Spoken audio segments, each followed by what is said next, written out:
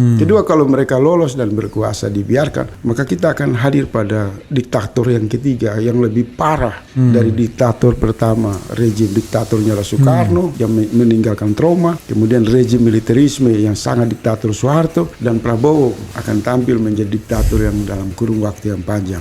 Terlebih di usia Gibran yang sangat muda itu memungkinkan peluang-peluang internasional, kekuatan oligarki bisa membawa kelangsungan kekuasaan itu bisa lebih keras dari sebelumnya. Maka isunya berubah, tidak main-main. Maka pemetaan terhadap kekuasaan itu akan terlihat jelas. Akan didefinisikan apakah kekuasaan ini bisa berkompromi dengan kami atau kekuasaan ini jahat dan zalim. Menurut pendapat rakyat, 10 tahun kekuasaan Jokowi sangat zalim dan mengancam terhadap kehancuran negara ini, terutama umat Islam. Dan kalau itu terjadi, penindasan ini berlanjut, objek yang paling menderita itu adalah umat Islam.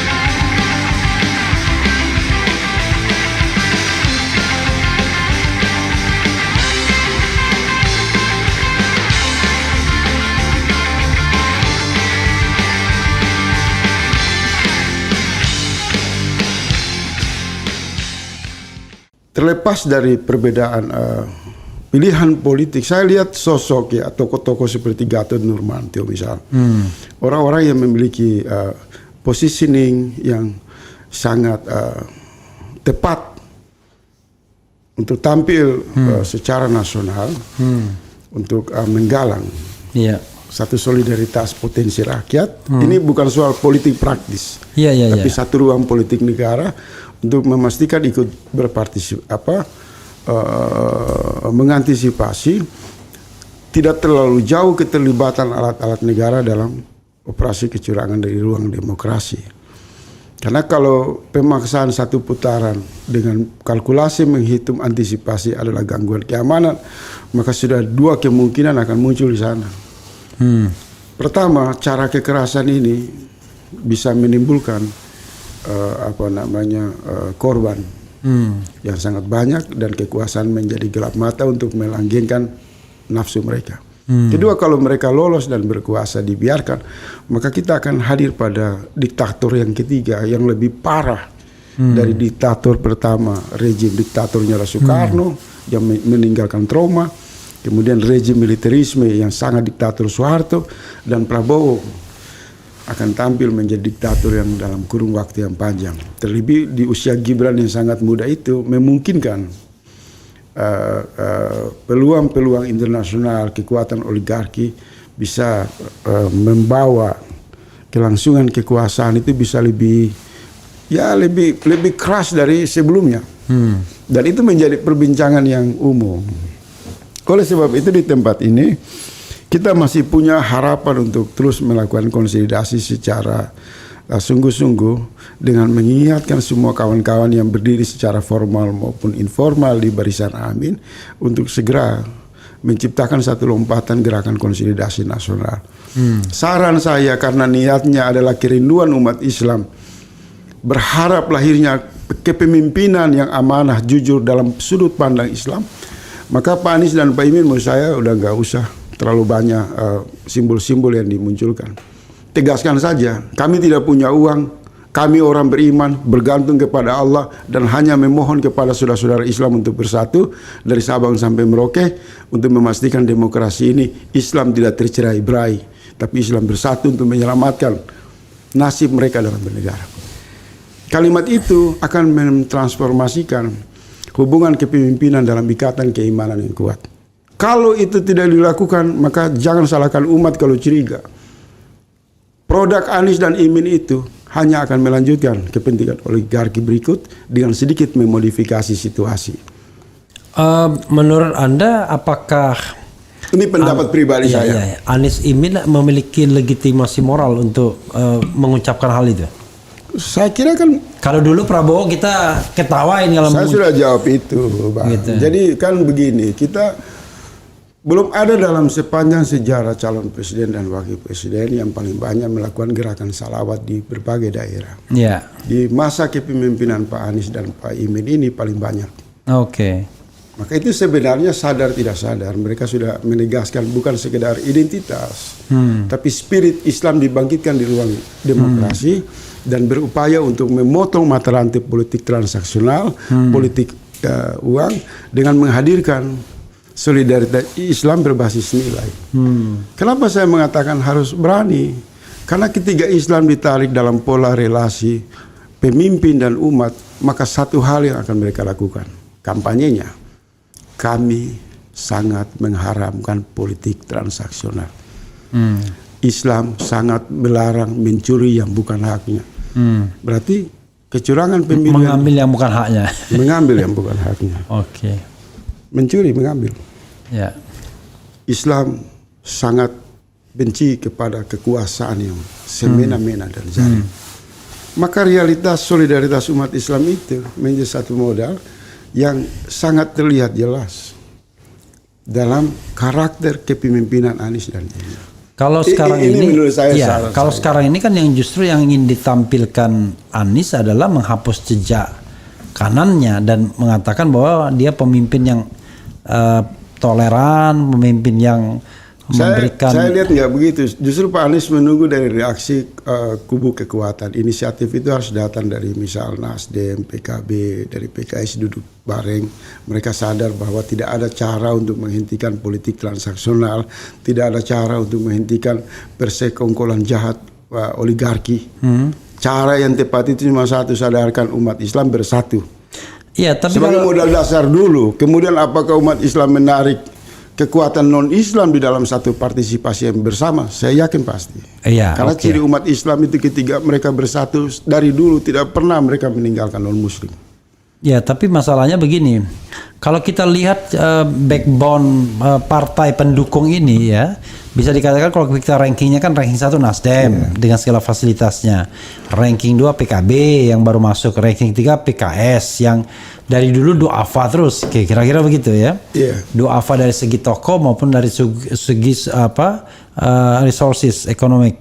Nah, yang ekonomi. Jadi yang jadi masalah adalah apakah Anda yakin suara-suara seperti yang Anda katakan itu akan muncul dari partai semacam Nasdem? Iya, makanya saya begini. Semua ucapan abang itu benar dalam sudut pandang materialisme. Tapi ketika bicara Islam, di mana cara pandang materialisme melihat Islam? Kan beda. Islam dilihat dari sudut pandang keislaman.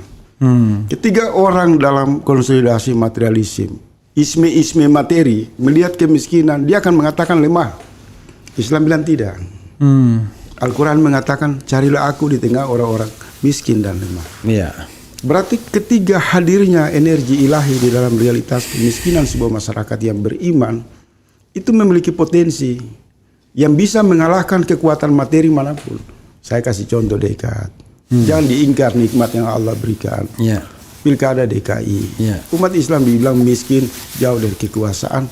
Tapi ketika mereka bersatu, oligarki kalah, kekuasaan kalah. Semua kalah. Gini tadi. Sebentar nanti saya masuk di situ. Oke. Ketika awal umat Islam dari Sabang sampai Merauke tidak punya apa-apa, tapi ketika mereka bersatu bisa mereka bentuk Indonesia yang begitu besar dan mereka tegaskan atas berkat rahmat Allah yang Maha Kuasa.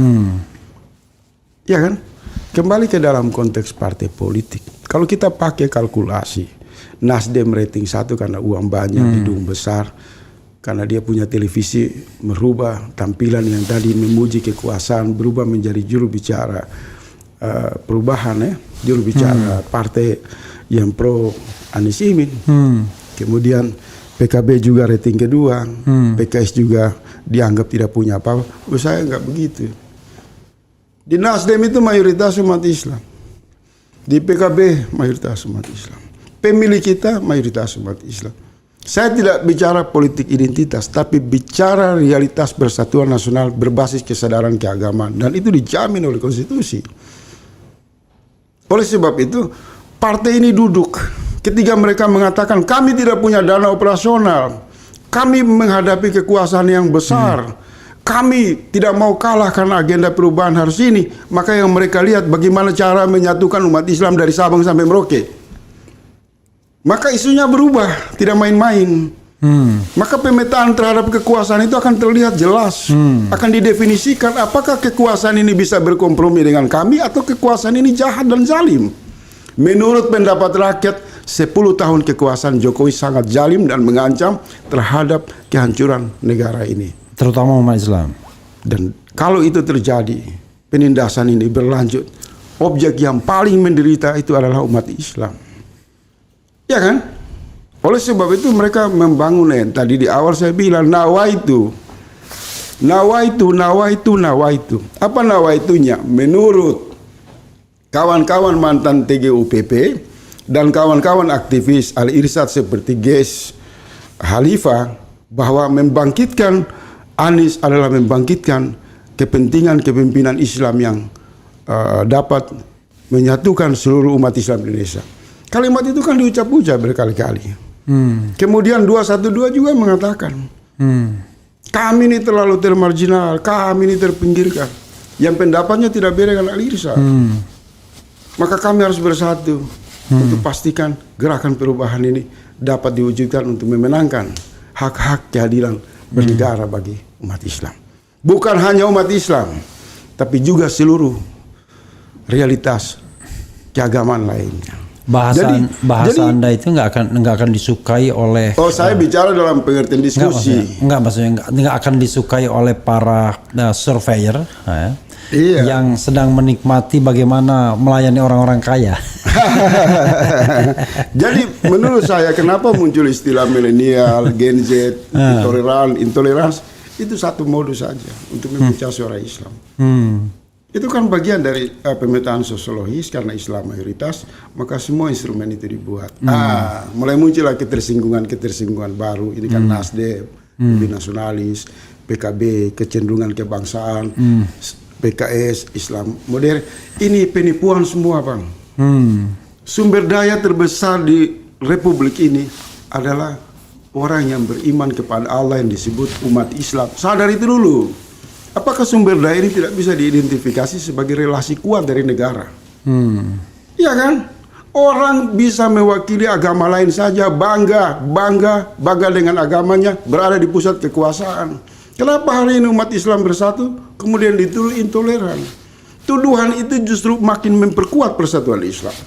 Denny J.A. mengatakan, kalau Anies tidak mainkan politik ya mereka harus begitu. Itu kan suara yang datang dari oligarki. Iya. Dia akan meneror pemimpin plastik karbitan untuk menguji bahwa mereka karbit, mereka plastik. Mereka takut bahwa Islam. Dan pada saat itu sebenarnya mereka udah jadi tahu. Orang seperti Denny J.A. itu sedang menteror.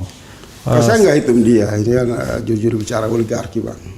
Dia nggak masuk dalam radar diskusi saya, Bang.